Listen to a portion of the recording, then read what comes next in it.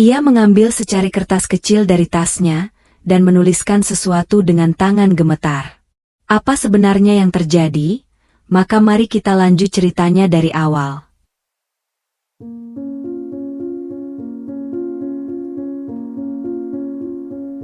Udara dingin Gunung Merbabu mulai menembus jaket tebal yang dikenakan Rian.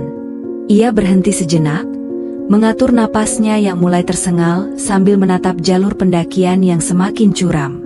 Di belakangnya, Sarah, kekasihnya selama 2 tahun ini, terus mengeluh tanpa henti. Rian, bisa pelan sedikit tidak sih? Kakiku sudah lecet, dan kamu malah jalan terus. Suara Sarah melengking, memecah kesunyian hutan pinus yang seharusnya menenangkan. Rian menarik napas panjang, mencoba menahan emosi. Sarah, kita harus sampai di pos 3 sebelum matahari terbenam. Kalau kita terlalu banyak berhenti, kita akan terjebak gelap di jalur ini. Ya salah kamu. Kenapa juga mengajakku ke tempat seperti ini? Aku ini ingin liburan, bukan menyiksa diri. Sarah membanting tas kecilnya ke tanah, duduk di atas akar pohon dengan wajah cemberut. Rian hanya bisa terdiam, menatap Sarah dengan tatapan yang sulit diartikan. Di gunung ini, ia mulai menyadari sesuatu yang selama ini ia abaikan di kota. Ego Sarah yang besar, ketidaksiapannya menghadapi kesulitan, dan caranya memandang rendah hobinya sebagai pendaki, semuanya terasa semakin nyata.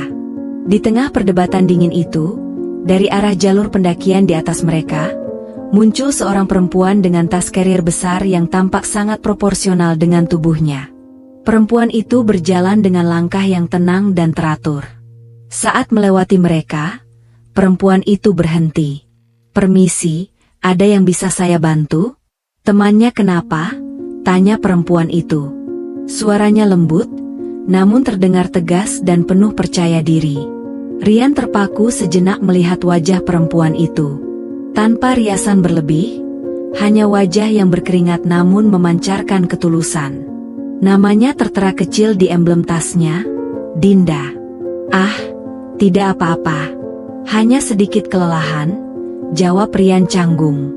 Dinda tersenyum tipis, lalu mengeluarkan sebotol cairan antiseptik dari kantong kecil di tasnya. "Ini untuk lecet di kakinya. Gunung punya caranya sendiri untuk menguji kita. Tetap semangat, ya." Dinda mengangguk sopan lalu melanjutkan perjalanannya, menghilang di balik kabut yang mulai turun. Rian masih menatap punggung Dinda yang menjauh, sementara di sampingnya, Sarah kembali mengomel tentang betapa murahannya obat yang diberikan perempuan asing itu. Rian memegang botol itu erat-erat. Ia tidak tahu mengapa, tapi pertemuan singkat itu memberikan debaran yang berbeda di dadanya. Sebuah debaran yang sudah lama tidak ia rasakan saat bersama Sarah. Perjalanan berlanjut, namun suasana di antara Rian dan Sarah semakin terasa menyesakan. Kabut tebal mulai turun, menyelimuti jalur setapak yang licin dan berbatu. Suara napas mereka yang memburu menjadi satu-satunya bunyi yang terdengar, selain keluhan Sarah yang tak kunjung surut. "Rian, aku serius, aku mau pulang. Sekarang," teriak Sarah, suaranya melengking di tengah sunyinya hutan. Ia berhenti tepat di tengah tanjakan terjal, wajahnya merah padam bukan karena dingin, melainkan karena amarah. Rian berhenti, bahunya merosot ke bawah. Ia berbalik perlahan. "Sarah, kita sudah setengah jalan. Tidak mungkin turun sekarang, hari sudah terlalu sore. Bahaya." "Aku tidak peduli. Kamu lebih mementingkan ego mendakimu daripada kenyamananku? Lihat sepatuku, kotor semua. Kamu bilang ini akan romantis, tapi ini mengerikan." Sarah melempar botol antiseptik pemberian Dinda tadi ke arah semak-semak dengan kasar. Rian melihat botol itu tergeletak di tanah. Ada sesuatu yang patah di dalam hatinya. Ini bukan soal ego, Sarah. Ini soal tanggung jawab. Kita sudah di sini, kita harus menyelesaikannya bersama. Bersama? Kamu saja yang gila gunung. Aku benci tempat ini, aku benci capek, Dan aku benci caramu menatap perempuan pendaki tadi. Sarah meluapkan semuanya. Tepat saat itu, hujan mulai turun. Bukan gerimis kecil, melainkan hujan deras yang langsung menusuk kulit. Jalur pendakian berubah menjadi aliran air yang licin. Sarah mulai menangis histeris, ketakutan melihat kilatan petir di langit. Di tengah kepanikan itu, sesosok bayangan muncul dari balik kabut. Dinda kembali terlihat. Ia rupanya sedang turun kembali untuk memastikan jalur aman bagi pendaki di belakangnya karena cuaca buruk. "Kalian masih di sini?" Dinda mendekat dengan sigap. Ia melihat Sarah yang terduduk menangis dan Ryan yang berdiri mematung dengan tatapan kosong. Tanpa banyak bicara, Dinda langsung mengeluarkan flashlight dari tasnya. "Cepat bantu aku. Kita harus buat perlindungan darurat di sini. Jangan biarkan dia terkena hipotermia." Ryan tersentak, seolah tersadar dari lamunannya. Ia melihat betapa tenang dan cekatannya Dinda menghadapi situasi kritis, berbanding terbalik dengan Sarah yang terus meracau menyalahkan keadaan. Saat mereka berdua membentangkan kain pelindung, tangan Ryan sempat bersentuhan dengan tangan Dinda. Dinginnya hujan seolah tak terasa saat ia menatap mata Dinda yang penuh ketenangan. Di bawah guyuran hujan badai itu, Ryan menyadari satu hal yang menyakitkan. Ia sedang bersama orang yang salah, di tempat yang ia cintai. Di bawah lembaran yang tipis. Suara hujan terdengar seperti ribuan peluru yang menghantam plastik. Di atas kepala mereka ruangan itu sangat sempit. "Mila, maksud saya Sarah, duduk di pojok." Meringkuk sambil memeluk tasnya, ia terus bergumam tentang betapa ia membenci gunung ini, tanpa peduli bahwa Ryan dan Dinda sedang berjuang menahan tiang penyangga agar tidak rubuh diterjang angin. "Pegang bagian itu." Ryan tarik lebih kencang, teriak Dinda di tengah deru angin. Ryan menarik tali itu dengan tangan yang mulai membiru karena kedinginan. Setelah semua terikat kuat, mereka berdua akhirnya bisa duduk bersandar, hanya terpaut jarak beberapa inci saja. Hening sejenak, hanya ada deru badai di luar sana. Ryan menoleh ke arah Dinda, yang sedang tenang mengusap air hujan dari wajahnya. "Maaf," bisik Ryan, suaranya parau. "Maaf, karena perjalananmu jadi terhambat." Dinda menoleh tersenyum tipis. Sebuah senyuman yang terasa begitu hangat di tengah badai yang membeku. "Gunung tidak pernah menghambat siapapun. Ryan, kitalah yang harus belajar bersabar dengan ritmenya. Temanmu, dia hanya sedang ketakutan." Ryan menunduk, menatap tangannya yang gemetar. "Dia bukan hanya takut. Dinda, dia membenci semua ini. Dan aku baru sadar kalau selama ini aku berjalan sendirian, meski ada dia di sampingku." Dinda terdiam, ia menatap lurus ke depan, ke arah kabut putih yang menyelimuti hutan. Mendaki itu, seperti mencari pasangan hidup. "Ryan, kamu tidak butuh seseorang yang hanya mau berdiri di puncak bersamamu. Kamu butuh seseorang yang mau berbagi beban tas yang berat, dan tetap bertahan, saat badai datang seperti sekarang ini." Kata-kata itu, menghantam dada Ryan lebih keras daripada suara petir di luar sana. Ryan menatap Dinda, dalam remang cahaya, ia melihat ketangguhan yang selama ini ia cari. Ada kedamaian di mata perempuan itu, sesuatu yang tidak pernah ia temukan pada diri Sarah, yang kini malah tertidur sambil mendengkur karena kelelahan setelah mengomel tadi. "Kenapa kamu mendaki sendirian, Dinda?" tanya Ryan pelan, hampir seperti bisikan hati.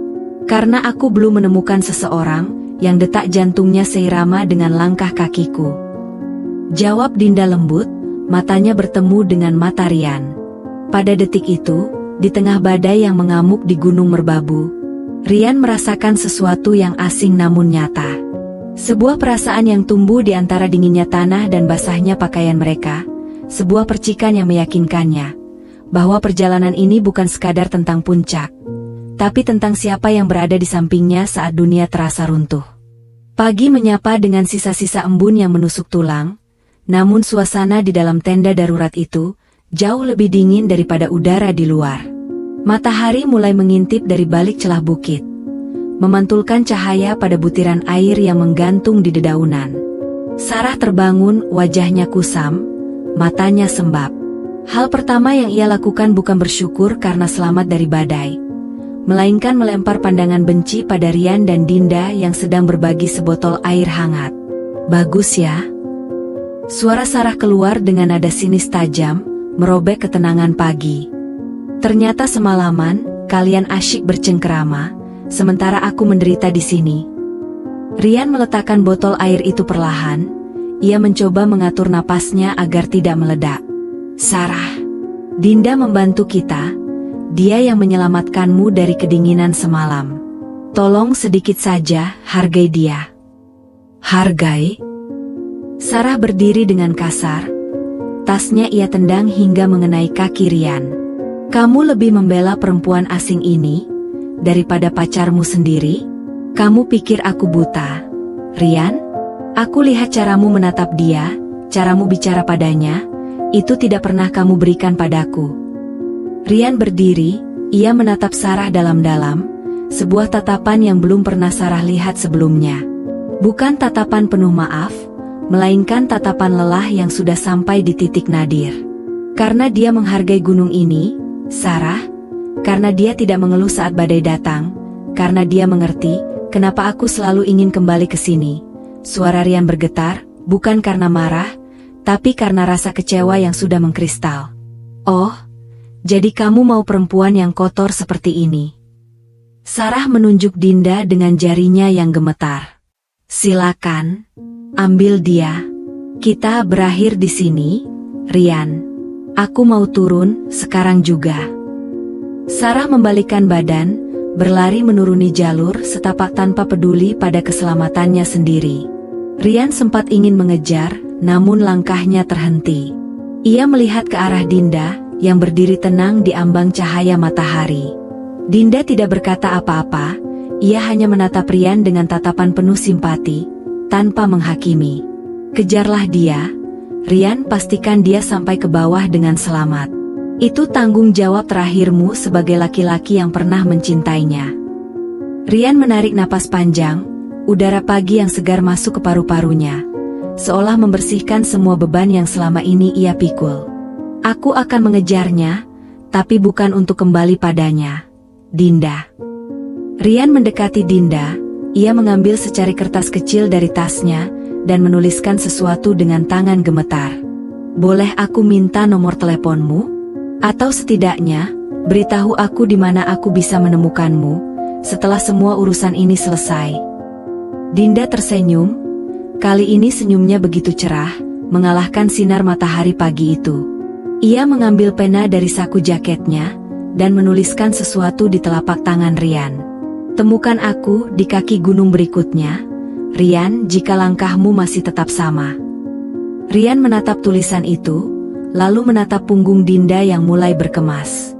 Ada rasa sakit karena perpisahan dengan Sarah, namun ada harapan besar yang mekar di dadanya. Ia pun mulai berlari menuruni gunung, mengejar masa lalunya untuk segera menyelesaikannya, demi menjemput masa depan yang kini terasa begitu nyata. 3 tahun telah berlalu, namun aroma tanah basah dan bisikan angin gunung masih terasa sama. Di pos terakhir menuju puncak, Rian berhenti sejenak. Ia mengusap peluh di keningnya, lalu menatap ke arah jalur setapak yang pernah menjadi saksi kehancuran hubungan masa lalunya, sekaligus awal dari sebuah harapan baru. Kini, ia tidak lagi mendaki dengan beban di hati. Di sampingnya, berdiri seorang wanita yang mengenakan jaket carrier merah tua, wanita yang langkah kakinya selalu seirama dengan detaknya. "Dinda, sudah siap untuk puncak terakhir tahun ini?" tanya Dinda lembut, suaranya masih sama setenang dan sejuk udara pagi. Rian tersenyum, ia menggenggam tangan Dinda erat-erat. "Aku selalu siap, selama itu bersamamu." Mereka pun melangkah bersama, melewati kabut tipis yang perlahan tersingkap oleh cahaya matahari. Kenangan tentang Sarah, tentang kemarahan, dan tentang badai di masa lalu, kini telah menjelma menjadi sebuah pelajaran berharga. Rian tersadar bahwa gunung tidak pernah memisahkan, gunung justru menyaring siapa yang benar-benar pantas untuk tetap tinggal di sisinya. Sesampainya di puncak, langit membentang luas biru dan tak bertepi. Rian mengeluarkan sebuah kotak kecil dari saku jaketnya, kotak yang selama ini ia bawa dalam setiap pendakian mereka, menunggu momen yang paling tepat. Di hadapan samudera awan, Rian berlutut di atas batuan cadas. "Dinda." Suaranya bergetar, penuh dengan ketulusan. "Dulu, aku menemukan cintaku di gunung ini, di saat aku hampir kehilangan arah. Dan hari ini, di puncak yang sama, aku ingin bertanya." Hening sejenak, hanya ada suara angin yang berhembus pelan, seolah alam pun ikut menahan napas. "Maukah kau menjadi rekan pendakianku, seumur hidupku? Menjadi istriku, dan ibu dari anak-anakku, yang kelak akan kita ajarkan tentang indahnya puncak ini?" Mata Dinda berkaca-kaca, ia menutup mulutnya dengan tangan yang gemetar. Air mata bahagia mengalir perlahan di pipinya yang memerah karena dingin. "Iya, Rian, aku mau." Rian menyematkan cincin itu di jari manis Dinda, lalu memeluknya erat, sangat erat. Di puncak gunung itu, di titik tertinggi yang pernah mereka capai, mereka berjanji untuk tidak pernah melepaskan satu sama lain. "Kutemukan cintaku, bukan di keramaian kota, bukan pula di gemerlap dunia, tapi di sini, di antara batu, kabut, dan ketulusan hati seorang pendaki." Gunung telah menjawab segalanya, dan cinta mereka kini telah mencapai puncaknya yang sejati. Tamat. Cerita ini bukan sekadar tentang perselingkuhan atau pertemuan tidak sengaja, melainkan tentang seleksi alam dalam sebuah hubungan. Terima kasih telah mendengarkan cerita ini.